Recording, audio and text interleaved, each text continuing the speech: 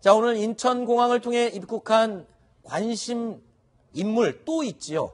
자, 세월호 실소유주로 지목된 유병언 씨의 전 세모그룹 이 회장, 장녀 유섬나 씨가 도피 3년 만에 강제 송환이 됐습니다. 이 시간 현재 인천지검에서 조사를 받고 있는데요. 인천지검에 나가 있는 취재기자 연결합니다. 조현선 기자, 자, 유섬나 씨 도착해서 지금 간단한 회견을 했죠?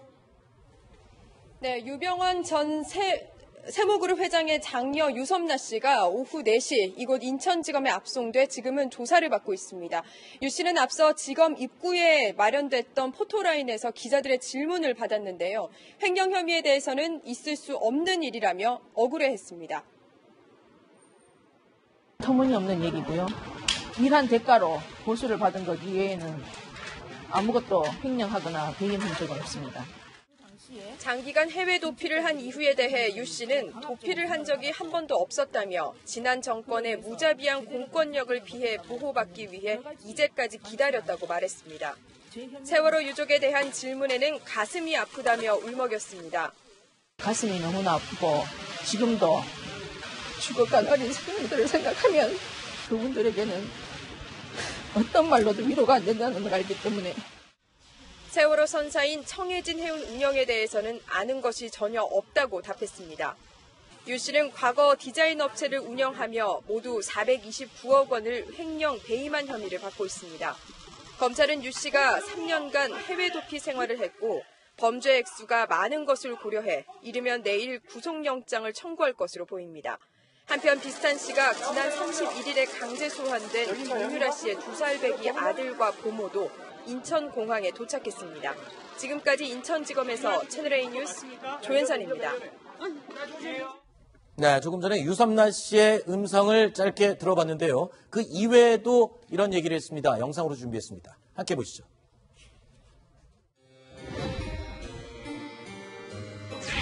저는 도피를 한 적이 한 번도 없고 지난 시절 무자비한 공권력으로부터 보호를 받고 싶어서 이제까지 기다렸습니다. 이제는 공정한 심사를 받기를 기대합니다. 정권이 바뀌길 기다렸나요? 정권보다도 세상이 바뀌기를 바랐습니다. 그 당시에 정치권들이 어떻게 했는지를 여러분들 다 아실 겁니다.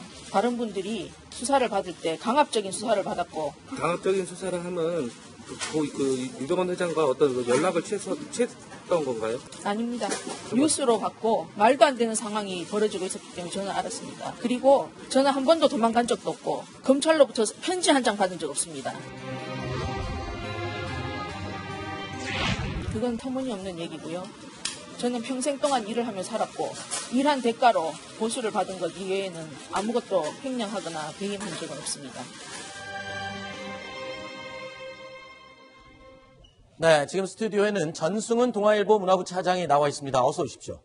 네, 전승훈 차장은 이 세월호 사건 그리고 유병언 씨 일가 비리 사건 당시에 프랑스 특파원으로 근무를 하면서 당시에 유섬나 씨 재판도 취재를 했고요. 당시에 호화주택도 직접 취재를 했었는데 이와 관련해서 좀 몇 가지 여쭤보도록 하겠습니다. 자, 조금 전에 유섬나 씨의 말을 들어봤는데 도망 다닌 적이 없다 이렇게 완강하게 부인하고 있습니다. 어떻게 들으셨습니까? 유섬나 씨는 지난 3년간 프랑스에 있을 동안 네. 1년 1개월 동안 감옥에 있었습니다. 그렇죠. 그다음에 구속 허가를 받아서 한 2년 동안 자택에 머물면서 재판을 받아왔는데요. 본인은 일주일에 한 번씩 경찰서에 출두해서 자기가 도주하지 않았다는 걸 증명을 해야 됐기 때문에 네. 자기는 도주한 적이 없다 이렇게 말을 한 것 같습니다. 네. 아, 그러니까 경찰서에서 본인의 위치와 예. 이 내용을 계속 신고를 해왔기 때문에 자기는 도망간 적이 없다. 보석 재판에서도 가장 큰 관건은 도주 우려가 있다 그래서 네. 안 해줬던 건데 1년 1개월 만에 나오면서 계속해서 그 경찰의 감시 하에 있었던 것이죠. 네. 예. 자, 그런데 조금 전에 저희도 또 짧게 들었었는데 유섬나 씨가요. 세월호 사건과 관련해서는 이야기를 하면서 눈물을 흘렸습니다. 그 관련 앞뒤 내용을 좀 더 길게 저희가 영상으로 준비했습니다. 다시 들어보시죠. 세월호 유가족에게는 하실 말씀 없을까요? 네, 가슴이 너무나 아프고 지금도 죽어간 어린 생명들을 생각하면 매일매일 물이 닿을 때마다 아픈 가슴을 할 수가 없습니다. 뭐라고 그분들에게는 어떤 말로도 위로가 안 된다는 걸 알기 때문에 항상 같이 아파했던 거라고 생각합니다. 세월호 참사와 청해진 해운 유병헌 씨 일가족들의 관련성에 대해서는 어떻게 생각하십니까? 글쎄요. 실소유주라는 말은 저는 믿지도 않고 있을 수 없는 일이라고 생각합니다. 혁기 씨와는 이대균 첫 번째 남동생이 출소하고부터 본 적이 있습니다. 사건 이후로 한 번도 연락을 안 했습니다. 유섬나 씨는 본인은 도망 다니지 않았다. 그리고 실제로 프랑스에서 경찰에게 위치 보고를 항상 했기 때문에 도망 다닌 게 아니다라고 주장하고 있지만 우리 국내 입장에서 볼 때는 해외로 도주한 채 들어오지 않았기 때문에 해외 도주라고 표현할 수밖에 없는 상황인 것 같습니다. 자, 그런데 해외 도피 3년 만에 이번에 강제 송환된 거 아닙니까? 1년 반 동안 감옥 생활을 하긴 했지만 자, 어땠습니까? 그 안에서 프랑스에서 지낼 때 나머지 감옥에 있을 때 말고 나머지 생활은 어땠고 이번에 어떻게 해서 돌아오게 된 건지 과정을 짧게 좀 요약을 해 주시죠. 3년 동안 유섬나 씨는 범죄인 인도 재판을 받아왔습니다. 네. 그래서 파리 항소법원, 그다음에 대법원, 그다음에 최종적으로는 프랑스 총리가 한국으로 인도하라는 서명을 했습니다.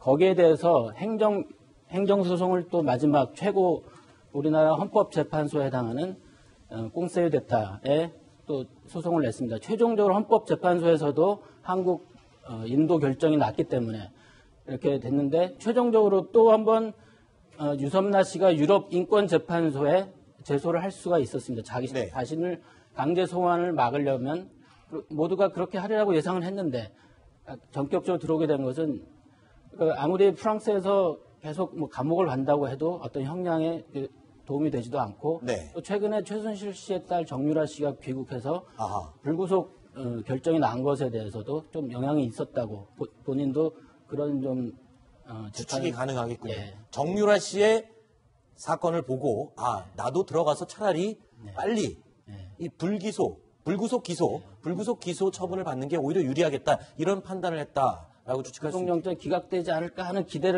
일만의 기대를 한 것도 같습니다. 알겠습니다. 그리고 당시에 프랑스에서 감옥 생활을 할 때 유섬나 씨가 있었던 감옥이 프랑스에서는 아주 악명 높은 3대 감옥 가운데 하나였다고요. 어떤 곳입니까?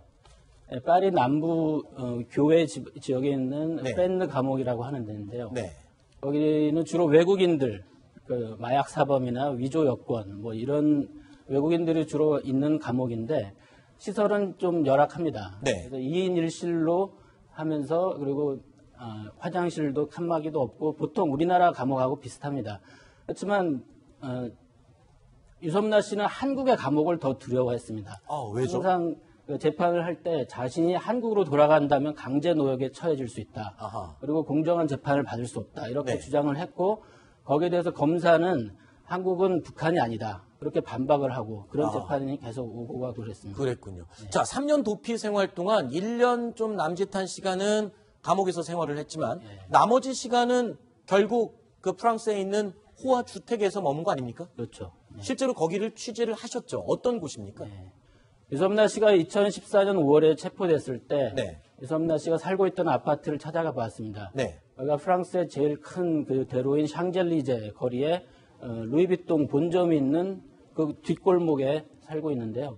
한국 베르사유 궁전에서 전시를 주관했던 아이프레스 직원들이 있는 사무실인데요. 그렇군요.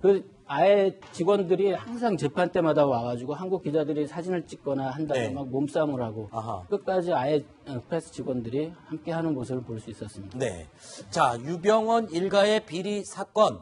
사실 어떤 가족들은 지금 재판이 다 끝났고 감옥 생활까지 다 마치고 온 사람들도 있고요. 아직 도피 중인 사람도 있고요. 자, 일가 가계도를 보면서 좀 설명을 해 주십시오. 그렇습니다. 유병헌 씨는 이미 숨진 채 발견됐던 그런 사실을 많이들 알고 계실 테고요. 네. 그리고 아내 권윤자 씨는 집행유예가 확정이 돼서 지금 사실상 자유형음이 돼 있고요. 오늘 들어온 유섬나 씨가 오늘 강제 송환이 돼서 형사처벌을 기다리는 중이고 이 유병헌 씨는 이남 이녀를 뒀습니다. 장녀인 네. 유섬나 씨가 있고 차녀 유상나 씨는 검찰에서 혐의를 여러 가지 조사했습니다만 아무런 혐의도 회사와 관련이 없다 이렇게 판단을 해서 아무런 혐의점이 없게 정리가 됐고요.